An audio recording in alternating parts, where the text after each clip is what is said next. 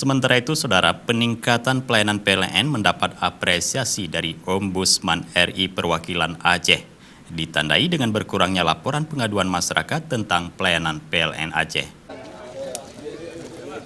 Kepada Ombudsman RI Perwakilan Aceh, Takwadin mengatakan terjadi penurunan jumlah laporan pengaduan masyarakat ke Ombudsman terkait pelayanan PLN Aceh. Dalam 2 tahun terakhir, hal ini menjadi indikator adanya upaya peningkatan prestasi kerja serta kepuasan masyarakat terhadap pelayanan PT PLN. Takwadin yang juga Kepala Dewan Pakar Forum Pengurangan Resiko Bencana Aceh berpesan agar PLN Aceh meningkatkan pelayanan komunikasi karena masyarakat selalu menuntut pelayanan terbaik dan penjelasan cepat tentang sesuatu kendala yang terjadi.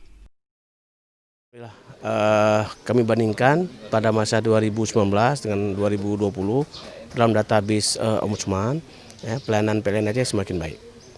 Ditambah lagi pada 2020 ada pelayanan komunikasi yang lebih optimal, sehingga pada saat terjadi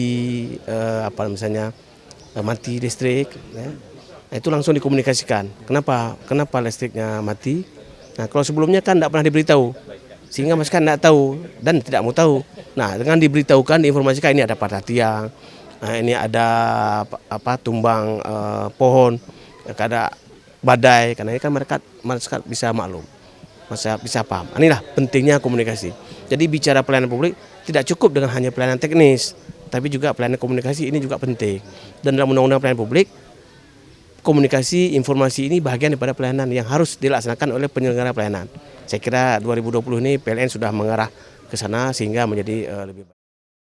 Sementara itu, Ketua Forum PBR Nasir Nurdin mengatakan, melalui pertemuan silaturahmi forum dengan PLN ini, diharapkan akan terus terbangun kekuatan komunikasi yang bermuara pada semakin membaiknya pelayanan publik di bidang kelistrikan.